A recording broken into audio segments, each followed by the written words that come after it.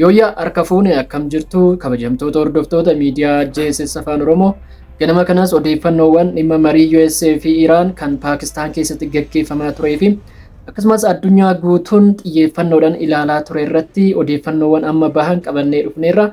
Odeeffannoowwan kunneenis dhimmi marii kuni akka kufee fi Ameerikaa fi Iraan waliigaluu akka dadhaban odeeffannoowwan hedduun bahanii jiru jechuudha. Kanarrattis gama Ameerikaatinis gama Iraaninis ibsi beera akkasumas immoo muummichi ministeera Paakistaan ibsa kenneera jechuudha. Oduu gaddaati addunyaadhaaf kan qabnu jechuudhaan waliigalteen Iraanii fi Ameerikaa gidduu ture akka waliin galamne yookaan immoo mariin isaanii akka waliigaltee irra hin geenye ifa godhaniiru jechuudha. Kunis baay'ee oduu gaddisiisaa akka ta'edha kan ibsanii akkasumas immoo gama Ameerikaatiin itti aanaan pirezidaantii JD Vance kan marii kana irratti miseensota Ameerikaa yookaan immoo jiila Ameerikaa dursaa turan ibsa kennaniiru jechuudha. Isaanis maal jedhanii kan isin hin geenyu ta'a. Gama Iraanis ministeerri dhimma alaa Iraan ibsa bal'aa kenneera jechuudha. Akkasumas waraana firree qophaa'aa akka jiranidha ifa kan godhan jechuudha. Kanarratti odeeffannoowwan gaggabaaboo amma ba'an dhimma marii kanarratti maaltu jira akkasumas immoo mariin kun waan gaarii fidee jiru qaba innis maal inni kan jedhu hundumasaa kan isin hin geenyu ta'a. Aga dhumaatti viidiyoo keenya like share gochuun warri subscribe hin goone subscribe gochuun waliin turuun dagatinaa isiniin jenna. Kallattumaan gara odeeffannoo kanaatti isin dabarsa. Tole walitti deebinee irraa kabajamtoota hordoftoota keenya jalqaba irratti mariin kun wanta gaarii fide qaba innis maal inni kan jedhu irraa jalqabna. Jalqaba irratti mariin kun mariiwwan duraan darban caalaa baay'ee gaarii akka ta'edha kan ibsame. Innis maanni USA fi Iraan kallattiidhaan fuulaa fuulatti marii taasisanii jiru jechuudha. Kana dura garuu akkuma hundi keenya beeknu karaa jiddu deemtotaan taasisaa kan turan fuulaa fuulatti osoo waliin argin jechuudha. Yaa ta'uti marii kana irratti garuu marii guyyaa kaleessaa taasifame sa'aatii 21 taasifame kana irratti fuulaa fuulatti wal bira taa'uudhaan walitti haasa'uu danda'anii jiru jechuudha. Kun immoo baay'ee guddina guddaa akka ta'edha kan ibsame. Gama biraatiin gama Iraaniin injifannoon argamee jira. Innis maal inni qabeenyi Iraan qabamee ture kan baankiiwwan addunyaa keessatti argamu akkasumas immoo Kwaatar keessatti kan argamu akka gadhiifamuuf walii galaniiru jechuudha jalqaba irratti. Inni biraa immoo mariin kun osoo hin jalqabin dura waraanni Liibaanos irra jiru akka dhaabbatu Iraan inni dhaabbatu malee marii kana keessa seenu jechuudhaan falmachaa turte jechuudha. Kanarraa kan ka'e Israa'el magaalaa guddoo Beerut irratti haleellaa akka dhaabde himameera. Garuu daangaa irratti waraanni itti fufee akka jirudha kan ibsame. Kunis gama Iraaniin itti quufinsa akka hin agarsiisnedha kan himame. Gama biraatiin waliigaltee barbaadame irra gahuu akka hin dandeenye gareen lamaanuu ibsaniiru jechuudha. Gama Ameerikaatiin itti aanaan pirezidaantii Ameerikaa JD Vance Ameerikaan Iraan waliigaltee irra gahuu hin dandeenye. Kanaaf immoo baay'een gaddaa oduun kun oduu gadheedha. Nuti waliigaltee irra gahuuf ture kan gara Paakistaan dhufne. Yaa ta'uti Iraan wanta nuti jenne yookaan immoo qabxiilee nuti qabannee dhufne fudhachuu hin barbaanne jechuudhaan ifaan ifatti kan dubbatan jechuudha.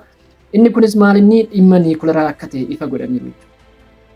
Asirratti Iraan meeshaa niikularaa hidhachuu akka hin barbaanne ifa gochuu hin barbaanne yookaan immoo diddeetti niikularaa oomishuu itti fufa jechuudhaan kan pirezidaantiin keenya Doonaald Tiraamp niikularaa hidhachuu irraa akka Ameerikaa amansiistu yookaan immoo ragaa qabatamaa ta'e akka kennituuf kan barbaadan. Iraan garuu wanta kana kuffiftee jirti. Kuni baay'ee oduu gaddisiisadha jechuudhaan kan ibsan jechuudha. Isaanis dhumarratti maal jedhanii nuti waliigaltee kana barbaannee turre haa ta'uti gama Iraaniin fudhatama dhabsiisuu isaaniitiin osoo waliigaltee irra hin gahin gara Ameerikaa deemnee jirra jechuudhaan kan ibsani. Kana booda wanti dhufu wanta hamaa akka ta'edha kan ibsan jechuudha. Pirezidaantiin Ameerikaa Doonaald Tiraamp guyyaa kaleessatti baay'ee Iraan sodaachisaa kan turani. Sababni isaas Ameerikaan meeshaa gurguddaa gara Iraanitti sochoosaa jirti. Marii kana yoo waliigaltee irra hin gahamne Iraan guutumaa guututti nan balleessa jedhaniiti ibsanii kan turan guyyaa kaleessaa jechuudha. Yaa ta'uti amma waliigalteen kun erga kufee booda yookaan immoo waliigaltee irra gahuu erga dadhabanii booda haga ammaatti ibsi kennan hin jiru. Nutis jala deemnee odeeffannoo isaa isiniin geenya jechuudha. Gama Iraaniin nuti wanta lamaaniifuu waraanaafis ta'ee waliigaltee kanaaf qophoofne irra jechuudhaan kan dubbatan jechuudha. Jalqabuma gara Paakistaan yeroo deeman Iraan mirga abbaa biyyummaa ishee dabarsitee akka hin kennine beekamuu qaba jechuudhaan jala sararanii dubbatanii turan jechuudha. Afayaa'iin paarlaamaa Iraan Mohammad Baagaarii Qalaabaaf jechuudha. Nuti faayidaa Iraan irratti gonkumaa hin mari'annu. Kanaaf jecha Ameerikaanonni waan kana beekuu qabu jechuudhaan dubbatanii kan ture. Yeruma dhufaniyyuu uffata isaanii gurraacha uffatanii dhufanii akkasumas immoo xiyyaara isaan fe'an keessatti ijoollee mana barumsaa Minaab kan ijoollee 152 ol du'an san footoo isaanii teessoowwan xiyyaaraa keessatti qabatanii dhufanii turan jechuudha. Suuraawwan akka agarsiisanitti. Kanaaf jecha biyyoonni lamaanuu akka walirraa fagaatanii kan himame. Gama Iraan Ameerikaan wanta humnaa olii yookaan immoo fedhii baay'ee guddaa fudhatamuu hin dandeenye agarsiisteerti marii kana irratti jechuudhaan mariin kun akka kufe ifa gooteerti jechuudha. Kanaaf jecha fuulduratti immoo wanti ta'uu hin beekamu haga ammaatti pirezidaantiin Ameerikaa ibsan kennine homaa wanti dubbatan hin jiru. Gareewwan lamaanuu keessattuu kan ifate gareen Ameerikaa gara Ameerikaa akka deebi'edha. Gama Iraaniin immoo guyyaa tokkotti yookaan immoo sa'aatii 21 kana keessatti Ameerikaa waliin waliigaltee irra geenya jennee hin eeyne ture jechuudhaan ministeerri itti aanaa ministeera dhimma alaa Ismaa'eel Baagaahii ergaa dabarseen kan hime jechuudha. Yaa ta'utii Iraan dhimma hundaafuu akka qophooftudha ifa kan godhani. Innis maalinni waraana irree of qopheessuu akka qabdu wanta dhufu kamiifuu qophii akka taate ifa godhaniiru jechuudha. Gama biraatiin marii kana keessatti gahee guddaa kan taphatte Paakistaan akkasumas muummichi ministeeraa Paakistaan Shahbaaz Shariif akkasumas immoo Fiild Maarshaal Muniir jechuudha kan Paakistaani ibsa baay'ee gaddisiisadha jechuudhaan kan kennani. Muummichi ministeeraa Paakistaan maalini kan jedhani oduun kun addunyaadhaaf oduu baay'ee gaddisiisadha.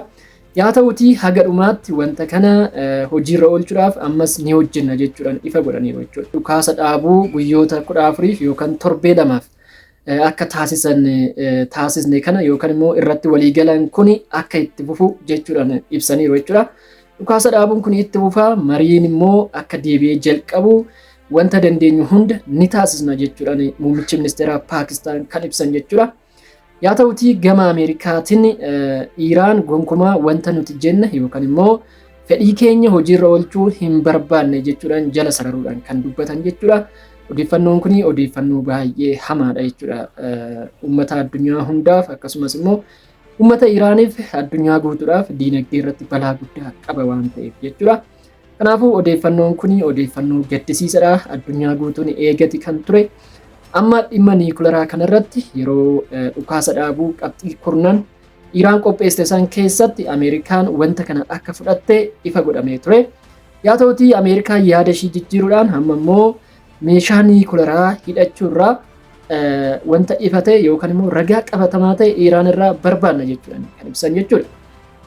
Yaa ta'utii guyyaa kaleessa hoogganaan dhaabbata niikuleeraa Iraan kana booda daangaan niikuleeraa irratti goonu hin jiru jechuudhaan irra deebiidhaan jechuudha kan dubbatanii turani. Kana booda Iraan meeshaa niikuleeraa hidhachuurree akka dandeessu eeraniiru jechuudha yookaan immoo kallattii agarsiisaniiru. Kanaaf jecha wanta kanarratti waliigaluu akka hin dandeenye ifaan ifatti beekameera. Yaa ta'utii fuulduratti immoo biyyoonni lamaan kun ammas deebi'anii waliigaltee taasisuu danda'u yookaan immoo marii adeemsisuu danda'u wanti jedhu jira jechuudha. Yaa ta'utii wanti qabatamaan hin jiru. Ammaaf mariin kun osoo waliigaltee irra hin gaamin xumurameera jechuudha. Biyyoonni lamaanuu ibsa baasaniinis mirkaneessaniiru. Odeeffannoo kana jala deemnee yeroo yeroodhaan kan isiniin geenyu ta'a jechuudha. Sa'aatiiwwaniin boodas wanta ta'e odeeffannoowwan ba'an jala deemnee isiniin ga'uu itti fufna. Ammaaf kanuma fadhaa galatoomaa bakka jirtan hundatti hamtuun isin argin jenne asumaan nagaadhaan.